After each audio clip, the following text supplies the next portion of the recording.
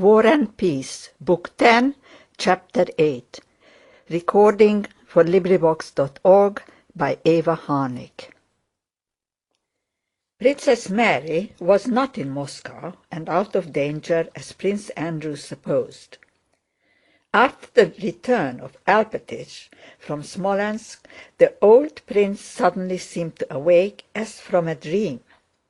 He ordered the militiamen to be called up from the villages and armed, and wrote a letter to the commander-in-chief informing him that he had resolved to remain at Bald Hills to the last extremity and to defend it, leaving to the commander-in-chief's discretion to take measures or not for the defense of Bald Hills, where one of Russia's oldest generals would be captured or killed, and he announced to his household that he would remain at Bald Hills. But while himself remaining, he gave instructions for the departure of the princess and Dessalles with the little prince to Bogucharovo and thence to Moscow. Princess Mary, alarmed by her father's feverish and sleepless activity after his previous apathy, could not bring herself to leave him alone, and for the first time in her life ventured to disobey him. She refused to go away, and her father's fury broke over her in a terrible storm. He repeated every injustice he had ever inflicted on her. Trying to convict her, he told her she had worn him out, had caused his quarrel with his son, had harbored nasty suspicions of him, making it the object of her life to poison his existence, and he drove her from his study, telling her that if she did not go away, it was all the same to him. He declared that he did not wish to remember her existence, and warned her not to dare to let him see her. The fact that he did not, as she had feared, order her to be carried away by force, but only told her not to let him see her, cheered Princess Mary. She knew it was a proof that in the depths of his soul he was glad she was remaining at home and had not gone away. The morning after little Nicholas had left, the old prince donned his full uniform and prepared to visit the commander-in-chief. His calèche was already at the door. Princess Mary saw him walk out of the house in his uniform, wearing all his orders, and go down the garden to review his armed peasants and domestic serfs. She sat by the window listening to his voice, which reached her from the garden. Suddenly several men came running up the avenue with frightened faces. Princess Mary ran out to the porch, down the flower-bordered path, and into the avenue. A large crowd of militiamen and domestics were moving toward her, and in their midst several men were supporting by the armpits and dragging along a little old man in a uniform and decorations. She ran up to him, and in the play of the sunlight that fell in small round spots through the shade of the lime-tree avenue, could not be sure what change there was in his face. All she could see was that his former stern and determined expression had altered to one of timidity and submission. On seeing his daughter, he moved his helpless lips and made a hoarse sound. It was impossible to make out what he wanted. He was lifted up, carried to his study, and laid on the very couch he had so feared of late. The doctor, who was fetched that same night, bled him, and said that the prince had had a seizure, paralyzing his right side. It was becoming more and more dangerous to remain at Bald Hills, and next day they moved the prince to Bogucharovo, the doctor accompanying him. By the time they reached Bogucharovo, Dessalles and the little prince had already left for Moscow. For 3 weeks the old prince lay stricken by paralysis in the new house Prince Andrew had built at Bogucharovo, ever in the same state, getting neither better nor worse. He was unconscious and lay like a distorted corpse. He muttered unceasingly, his eyebrows and lips twitching, and it was impossible to tell whether he understood what was going on around him or not. One thing was certain, that he was suffering and wished to say something, but what it was no one could tell. It might be some caprice of a sick and half-crazy man, or it might relate to public affairs or possibly to family concerns. The doctor said this restlessness did not mean anything and was due to physical causes. But Princess Mary thought he wished to tell her something, and the fact that her presence always increased his restlessness confirmed her opinion. He was evidently suffering both physically and mentally. There was no hope of recovery.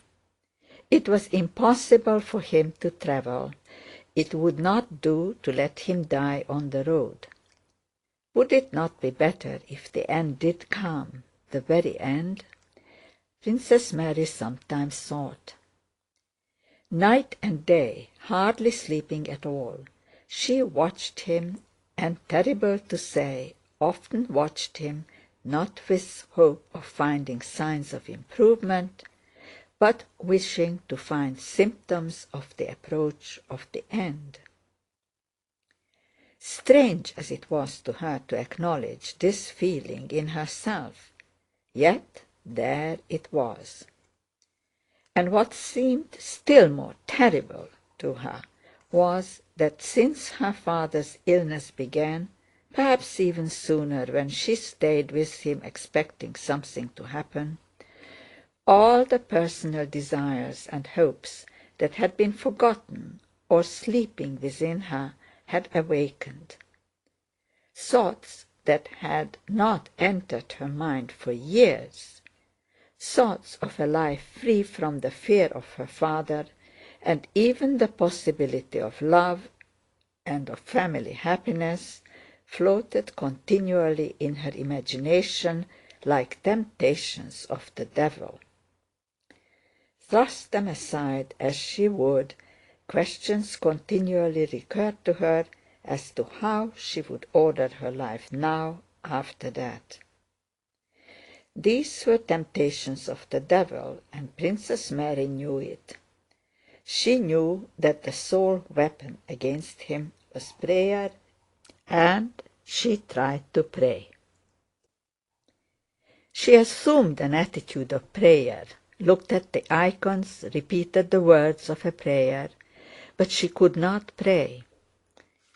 She felt that a different world had now taken possession of her, the life of a world of strenuous and free activity, quite opposed to the spiritual world in which till now she had been confined, and in which her greatest comfort had been prayer.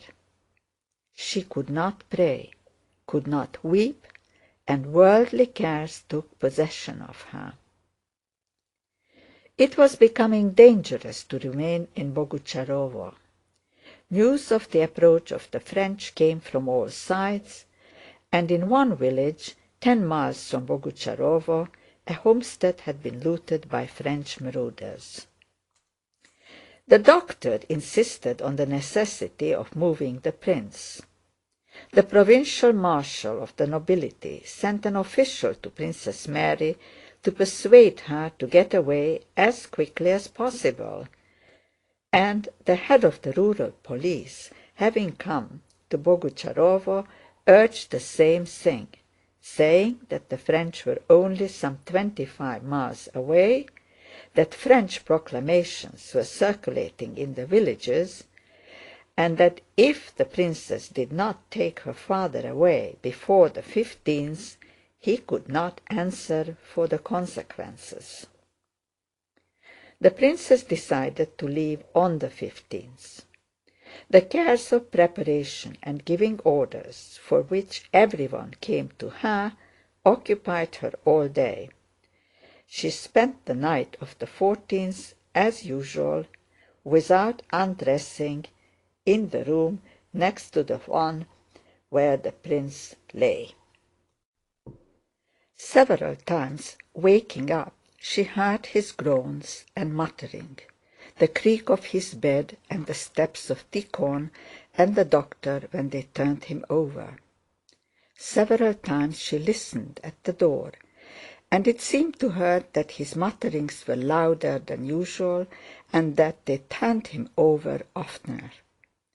She could not sleep, and several times went to the door and listened, wishing to enter, but not deciding to do so. Though he did not speak, Princess Mary saw and knew how unpleasant every sign of anxiety on his account was to him.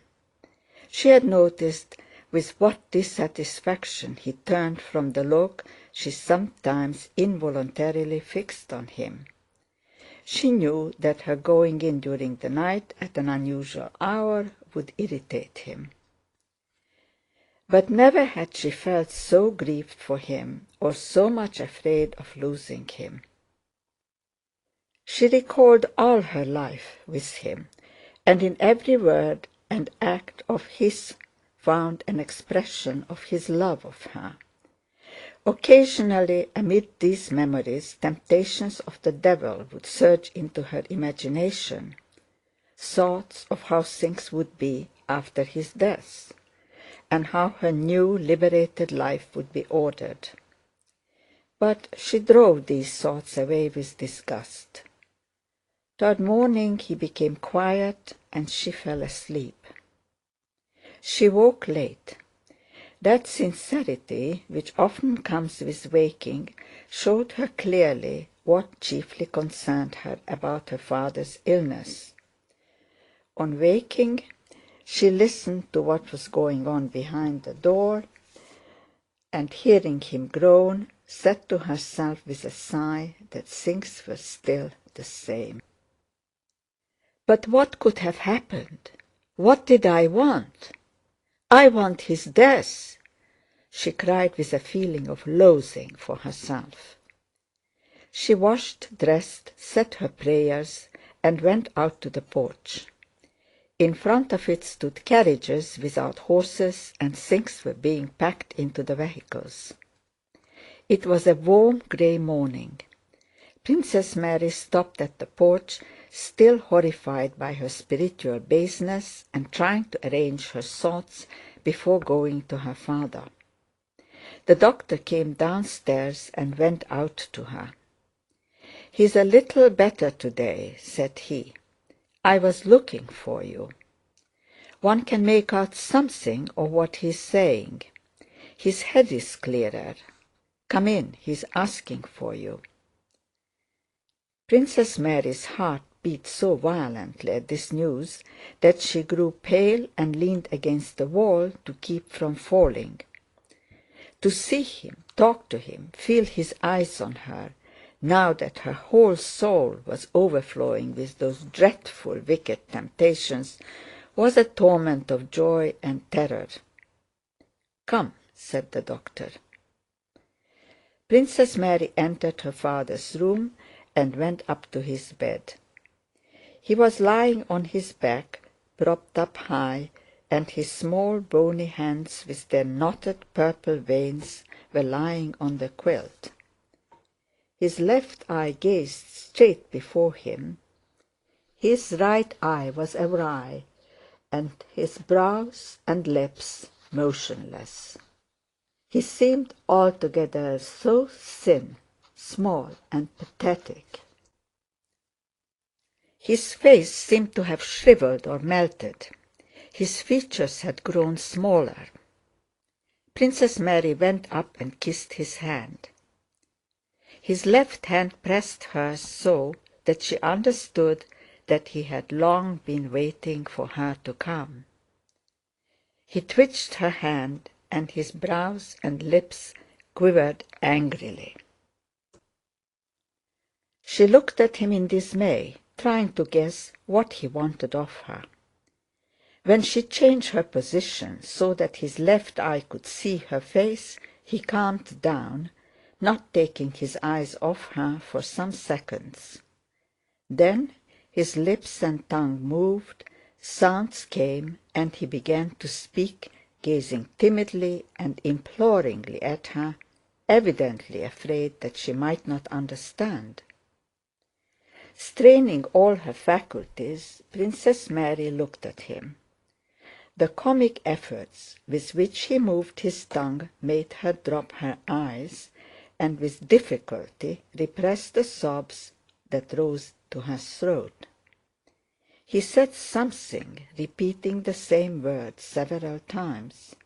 She could not understand them, but tried to guess what he was saying, and inquiringly repeated the words he uttered. He repeated several times. It was quite impossible to understand these sounds. The doctor thought he had guessed them, and inquiringly repeated, "Mary, are you afraid?" The prince shook his head, again repeated the same sounds. My mind aches?" questioned Princess Mary. He made a mumbling sound in confirmation of this, took her hand, and began pressing it to different parts of his breast, as if trying to find the right place for it.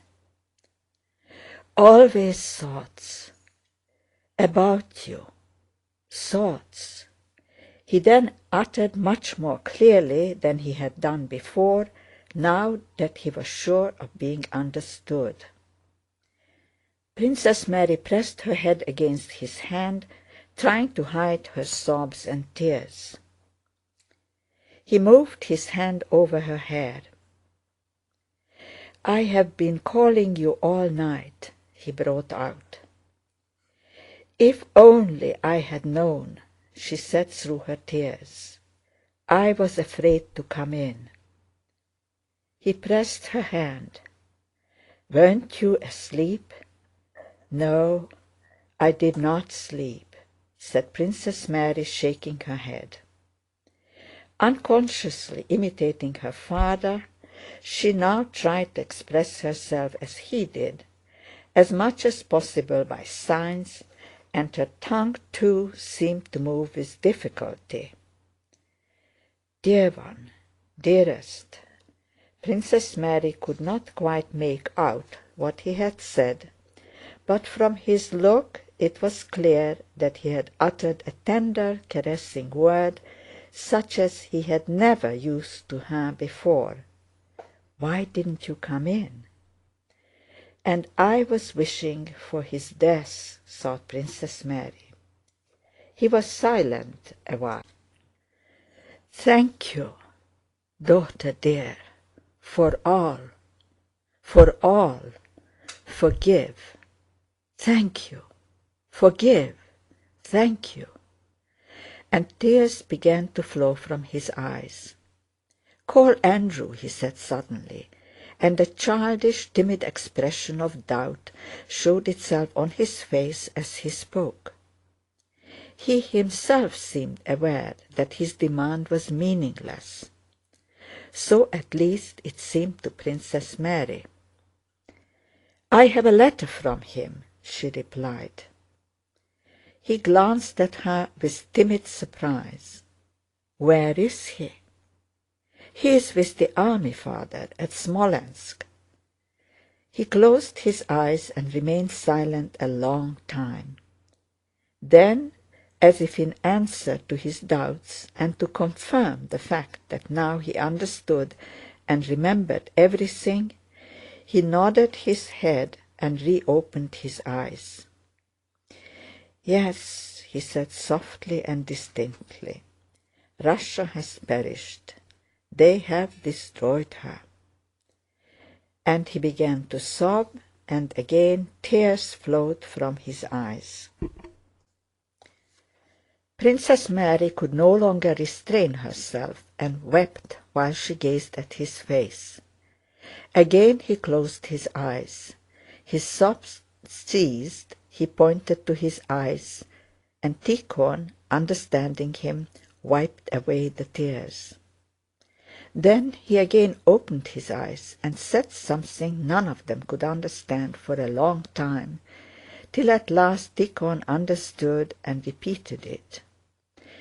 Princess Mary had thought the meaning of his words in the mood in which he had just been speaking. She thought he was speaking of Russia, of Prince Andrew, of herself, of his grandson, or of his own death, and so she could not guess his words. "Put on your white dress, I like it," was what he said. Having understood this, Princess Mary sobbed still louder, and the doctor, taking her arm, led her out to the veranda, soothing her and trying to persuade her to prepare for her journey. When she had left the room, the prince again began speaking about his son, about the war, and about the Emperor, angrily twitching his brows and raising his hoarse voice, and then he had a second and final stroke. Princess Mary stayed on the veranda. The day had cleared, it was hot and sunny.